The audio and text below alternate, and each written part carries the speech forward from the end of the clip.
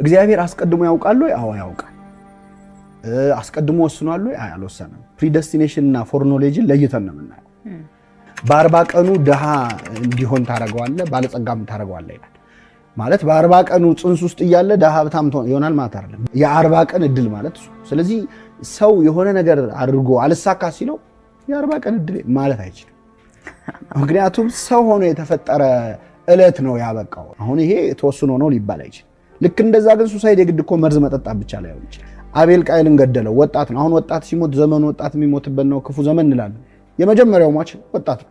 እግዚአብሔር ያለበት አምላካዊ ሲጀመር ከታይም ውጪ ነው። እግዚአብሔር እኛ ታይም የምንለው ላይን ውስጥ ውጪ ነው ያለው። ስለዚህ ሁሉም አሁን እንደሆነ ነው። ትናንትም ነገም ዛሬም የሚባለው በሱ ዘንድ አሁን ነው።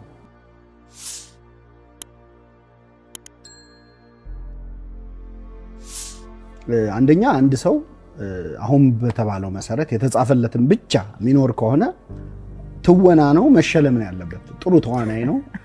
አንድ ሰው መቼስ ለተጫወተው ሮል መቀጣት የለበት። ስለዚህ እኔ የተጻፈልኝ ከሆነ የምሰራው ኃጢአት የምሰራው መልካም ነገር ኦልሬዲ ተጽፎ ያለቀ ከሆነ በጣም ከባድ ነው። ሼክስፒር ዓለም የቲያትር መድረክ ናት፣ እኛ ተዋናይ ነን፣ ደራሲው እግዚአብሔር ነው የሚለዋል።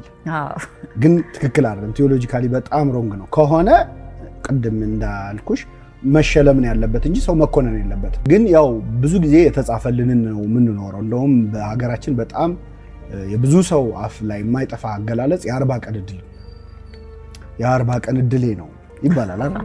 ብዙ ጊዜ እና የ40 ቀን እድል የሚባለው ምንድን ነው? ወይም እግዚአብሔር አስቀድሞ የጻፈውን ነገር ከሆነ የምንኖረው ምን መቀየር እንችላለን?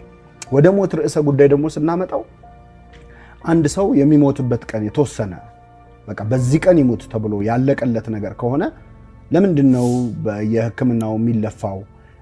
አንድን ሰው ትሪት ለማድረግ ለመርዳት የሚሞከርበት ምክንያት ምንድን ነው? ልፋቱ ምንድን ነው? ዞሮ ያለቀለት ጉዳይ ከሆነ ስለዚህ አብዛኞቹ ህይወትን ለማስቀጠል የሚደረጉ ትግሎች በሙሉ ትርጉም አልባ ይሆናሉ። ህይወትን የተሻለ ለማድረግ የተሳካ ህይወት ለመኖር የተሳካ ኑሮ ለመኖር ተማሪው ትምህርቱን፣ ሰራተኛ ስራውን የሚሰራው ኦልሬዲ የተጻፈለት ነገር የማይቀየር ከሆነ በጣም አስቸጋሪ ነው የሚሆነው። በጣም ባጭሩ ለመግለጽ የተጻፈልንን ነው የምንኖረው የሚል ትምህርት በክርስትናው ዓለም ወይም በቤተክርስቲያን በተለይ በኦርቶዶክስ ቤተክርስቲያን አስተምሮ የለም። ከዛ ነው መነሳት ያለብን። እግዚአብሔር አስቀድሞ ያውቃል ወይ? አዎ ያውቃል። አስቀድሞ ወስኗል ወይ? አልወሰነም። ፕሪደስቲኔሽን እና ፎርኖሌጅን ለይተን ነው የምናየው። እግዚአብሔር አስቀድሞ ያውቃል ማለት እንዲሆን ወስኗል ማለት አይደለም። የሚያውቀው ስለወሰነ ሳይሆን የሚሆነው ያወቀው ስለሚሆን ነው። ለምሳሌ አሁን አንድ ሐኪም የዛሬ ወር አንድ በሽተኛ ይሞታል ቢል እንደተባለው በወሩ ቢሞት አንተ ገደልከው አይባልም። እንደውም የሐኪሙ እውቀት በጣም ይደነቃል አይደል? በቃ በተናገረው ቀን እኮ ሞተ ያሰኛል። ስለዚህ አስቀድሞ በማወቅና በመወሰን መሃል ልዩነት አለ። እኔ አሁን አንድ ትልቅ ፎቅ ላይ ሆኜ ወደ ታች እያየው የትራፊክ ፍሎውን ባይ ሁለት መኪኖች ሊጋጩ ነው እያልኩ ቢጋጩ ያንተ ጥፋት አይሆን አንተን ያጋጨው ብለህ ነበር። በርግጥ አሟረትክ ይባላል፣ የኛ ባህል ትንሽ አስቸጋሪ ነው። ግን ከታች ስላየህ ነው አይባልም። ያለሁበት ከፍ ያለ ቦታ የመኪኖቹን ቀጣይ እንትን ለማየት እድል ሰጠኝ። እግዚአብሔር ያለበት አምላካዊ ሲጀመር ከታይም ውጪ ነው። እግዚአብሔር እኛ ታይም የምንለው ላይን ውስጥ ውጪ ነው ያለው። ስለዚህ ሁሉም አሁን እንደሆነ ነው። ትናንትም ነገም ዛሬም የሚባለው በሱ ዘንድ አሁን ነው። ስለዚህ የሱ የሚሆነውን የማየት የማወቅን ጉዳይ ከመወሰን ጋር ልክ አሁን እኔ ያየሁት ፊልም ለምሳሌ የሆነ ፊልም እየታየ ቀድሜ ያየሁት ነው ልበልሽ፣ አንቺ አላየሽው። ይሄ ፊልም እንደዚህ ነው የሚሆነው ስል ቢሆን አንተ ስላልክ ነው የሚሆነው አይባልም። ቀድሞ የማየቴ ነገር ነውና ማወቅንና መወሰንን ለይተን ነው አንደኛው። ከዛ ውጪ ምድር ላይ የሚሆኑት ነገሮች ለምሳሌ 40 ቀን እድል ይባላል አይደል?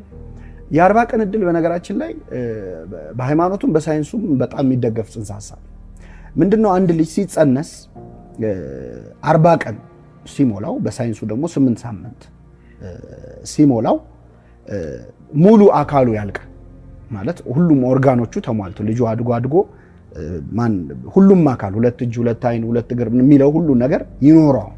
ከዛ በኋላ ሳይዙ ነው እንጂ የጨመረ የሚመጣው ጨርሷል ማለት ነው። የልጁ ተስዕሎተ መልክ ይባላል በግዕዙ። እግዚአብሔር መልኩን ሳለው ቀረጸው አካሉን ማለት ነው። መልክ የሚባሉት እያንዳንዱ አካላት ነው። መልካ እንደዚህ እንላለን፣ እያንዳንዱ አካል ማለት ነው። እና ተስዕሎተ መልክ ወይም አይኑን እጁን እግሩን ሰጠው። ያ 40 ቀን ሞላው ማለት ነው። ስለዚህ ሙሉ ሰው ሆነ። እድሉ የዛን ቀን የተወሰነው ማለት በዛ በተሰጠው አካል የሚያደርገው ነገር የሱ እጅ ላይ ያለ ነገር። ስለዚህ ምን ይላል አሁን በዚህ በጾሙ በደብረ ዘይት ቀን የሚቀደስ ቅዳሴ ቅዱስ አትናቴዎስ የሚባል የደረሰዋል። በ40 ቀኑ ድሃ እንዲሆን ታረገዋለህ፣ ባለጸጋም ታረገዋለህ ይላል። ማለት በ40 ቀኑ ጽንስ ውስጥ እያለ ድሃ ሀብታም ይሆናል ማለት አይደለም። ድሃም ሀብታም ሊሆን የሚችልበትን ሙሉ አካል ሰጠው ማለት ነው። ከዛ የዛ ሰው ውሳኔ ነው። የዛ ሰው ውሳኔ ነው የ40 ቀን እድል ማለት እሱ። ስለዚህ ሰው የሆነ ነገር አድርጎ አልሳካ ሲለው የ40 ቀን እድል ማለት አይችልም። ምክንያቱም ሰው ሆኖ የተፈጠረ እለት ነው ያበቃው። እግዚአብሔር ያን ቀን የ40 ቀን እድል ሰጥቶናል ማለት ይሄ ሳይንሱም ሃይማኖቱም የሚያየው እንትን ነውና የሞት ቀንን ውሳኔ በተመለከተ ከእውቀት አንፃር እግዚአብሔር ያውቃል። ከዛ ውጭ ግን ኮንዲሽናል የሆነ እንደሆነ ራሱ እግዚአብሔር ሁኔታው ታይቶ እንደሆነ የሚያሳዩ በጣም ብዙ መጽሐፍ ቅዱሳዊ ጥቅሶች አሉ። ለምሳሌ ሁሉም የሚያውቀው ጥቅስ በምድር ላይ እድሜህ እንዲረዝም እናትና አባትን አክብር፣ መልካምም እንዲሆንልህ እድሜህ እንዲረዝም እናትና አባትን አክብር ይላል። ኮንዲሽናል ውሳኔ ነው ማለት ነው። የኔ እድሜ እግዚአብሔር እድሜን እናትና አባቴን በማክበሬና ባለማክበሬ ላይ ያስቀምጦታል። እንደውም ከነ ዝርዝሩ ነው። በምድር ላይ እድሜህ እንዲረዝም አንድ፣ ከዛ ደግሞ መልካም እንዲሆንልህ። አንዳንዴ እድሜ ረዝሞ በጣም ሊታመም ሊሰቃይ ይችላል ሰው አይደለ? ባጠረልኝ እስኪል ስለዚህ ሲሰጥ ምንድነው ያለው? እድሜህ እንዲረዝምና መልካም እንዲሆንልህ፣ መርዘሙም የመልካም እንዲሆንልህ እናትና አባትን አክብር። እንደዚህ በምድር ላይ ህይወታችሁ ይረዝም ዘንድ ትእዛዜን ጠብቁ። በጣም ብዙ ቦታዎች አሉ። ስለዚህ እድሜን ኮንዲሽናል አድርጎታል ማለት ነው። ከተወሰነለት እድሜም በታች እግዚአብሔር እንዲኖር እየፈለገው ሊያጥር ይችላል ሰው። ለምሳሌ ዳዊት ሲጸልይ ይላል በዘመኔ እኩሌታ አትውሰደኝ ይላል። በእድሜ እኩሌታ አትውሰደኝ ማለት አንተ እንድኖር ያሰብከው አለ፣ ግን በእኔ ምክንያት አታቋርጠው ይላል። እና አንዳንዴ ሰው በራሱ ምክንያት ሊያሳጥረው ይችላል እስከ ሱሳይድ እስከማድረግ ድረስ ማለት ነው። ሱሳይድ ማድረግ ለጊዜያዊ ችግር ዘላቂ መፍትሄ ነው፣ ራስን ማጥፋት ማለት ነው። አሁን ይሄ ተወስኖ ነው ሊባል አይችልም። ልክ እንደዛ ግን ሱሳይድ የግድ መርዝ መጠጣት ብቻ ላይሆን ይችላል። አንድ ሰው በሱስም ግራጁዋል የሆነ ሱሳይድ አለ ማለት ቀስ ብሎ ራሱን እየጎዳ የሚመጣበት ሊሆን ይችላል። ስለዚህ እነዚህን የሞት ቀንን ክፍት ነው ያደረገው እግዚአብሔር ነው። ሊረዝም ይችላል፣ ሊያጥር ይችላል እንጂ ያቺ ቀን ምን ብለዋለች? በጣም ደስ የሚል ቃል ወንድሟ ሞቶ ጌታ ሆይ አንተ በዚህ ኖረ ቢሆን ወንድሜ ባልሞተ ነበረ ብለዋለች ለክርስቶስ። በእርግጥ ክርስቶስ በዚህ ኖረ አይባል፣ እሱ በሁሉ የሞላ አምላክ ነው። ግን አንዳንዴ እንዲህ ተደርጎ ቢሆን ኖሮ እንዲያርጌ ቢሆን ኖሮ ብሎ ሰው ይጸጸታል፣ በጣም ይጎዳል፣ ይሰበራል። የተወሰነ ነው ሲባል የሚጽናናም ሰው አለ።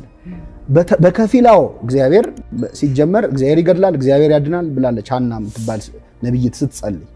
መግደልም ማዳንም የሱ ስልጣን ነው፣ እሱ እናምናለን። ግን ምድር ላይ በምንቆየው ቆይታ እና ባኗኗራችን ምክንያት የምንኖርበትን ጊዜ ልናረዝመውም ልናሳጥረውም ይችላል። በመልካምነትም ሊያጥር ይችላል። በነገራችን ላይ የውሳኔው እግዚአብሔር ስለሆነ ለምሳሌ በክፋትም በመልካምነትም ያጥራል። በክፋት ሲሆን ለምሳሌ ፈርዖንን በጣም ጨካኝ ንጉስ ነው ፈርዖን እና ፈርዖንን በኤርትራ ባህር ያሰጠመ ምሕረቱ ለዘላለም ነውና ይላል ዳዊት ሲጸልይ። እስቲ ባህር ውስጥ ከቶ ምሕረት አለ ወይ? ምንድነው ፈርዖን ቢቆይ ገና ህዝብ ይጨርሳል። ስለዚህ ለዚህ ሰውዬ እድሜው ማጠር የእግዚአብሔር ምሕረት አካል ሆነ። ለአንዳንድ ሰው ደግሞ እንደው መቆየ ስትይ መጽሐፈ ሲራክ ላይ መጽሐፈ ጥበብ ላይ በደንብ ይናገራል። ክፉ ከሚሰራባት ዓለም ቸኩሎ ሄደ ይላል። አንዳንዴ ሰው በጣም ጥሩ ማንነት ኖሮት በጣም በቃ በሰው የተወደደ ሆኖ ምናልባት 1-5 ዓመት ቢጨምር የነበረውን ጥሩ ነገር ሁሉ አበላሽቶ ይሄድ ከሆነ መንገዱን ያውቃልና እግዚአብሔር ሊወስደው ይችላል።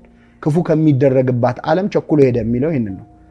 የራሱን ሰዎች ወሰደ ምናምን ሲባል የምትሰሚው ማለት ነውና ደጋግ ሰዎች አይበረክቱም ይባላል። ለምሳሌ ሊበረክትም ይችላል። እነ ማቱሳላ 900 ዓመት የኖሩት ደጋግ ሰዎች ናቸው። ክፉ ሰዎች አይደል ማለት በአንድ ቃል ዲፋይል ታደርጊው አትችልም። አቤል ቃየልን ገደለው፣ ወጣት ነው። አሁን ወጣት ሲሞት ዘመኑ ወጣት የሚሞትበት ነው፣ ክፉ ዘመን እንላለን። የመጀመሪያው ሟች ወጣት ነው።